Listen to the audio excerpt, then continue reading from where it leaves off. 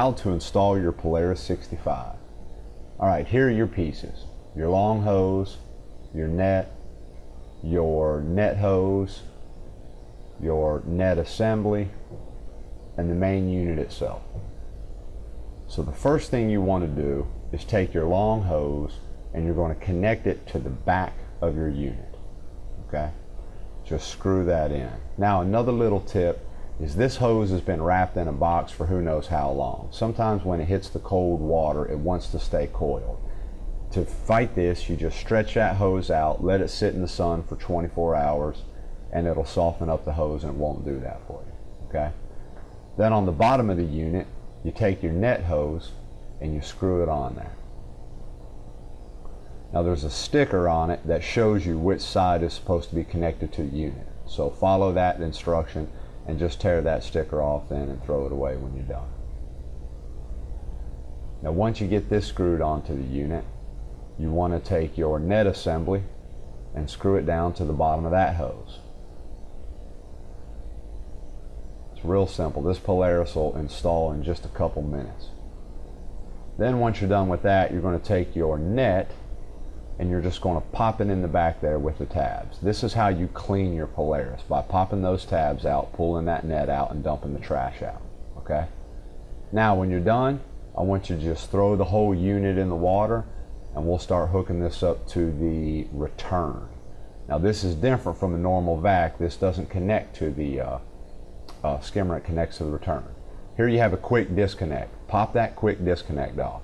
The disconnect has two things. First of all, this is a flow, this is going to generate your water flow. You see the hole that's in there. When you open this up, it allows water out. We're going to use that in a second once we set the Polaris up. Okay? Then you also have a little screen here that's designed to catch trash before it gets into the Polaris. So you want to take this thing out every couple weeks or so and hose it out, make sure it's not clogged up, because if it's clogged, it's going to affect how your Polaris runs.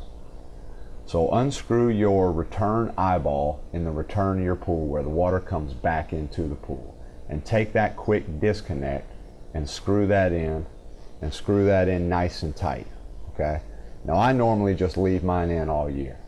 At this point, you grab your hose and you pop it into the quick disconnect.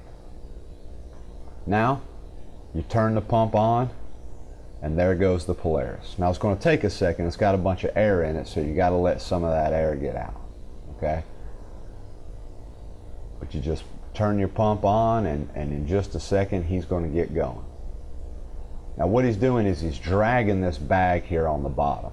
You see how that bag's flying in the air there. What we want to do is, this is where we adjust our flow on the quick disconnect, right next to the quick disconnect. If this bag is flying all over the pool and it won't stay on the bottom, that means you have too much pressure in it. Okay? So what you're going to do is come over here and adjust this flow. You're going to open it up. Okay? By doing that, you see how water's coming out of it. It's relieving some of the pressure so that that hose isn't flying all over the swimming pool. Okay, you want that net laying down on the bottom of the pool, and depending on what size pump you have, you're going to have to kind of play with this for a little bit until you see that net gliding along the bottom just like this. That's it. For more maintenance videos, check us out at abovegroundpros.com.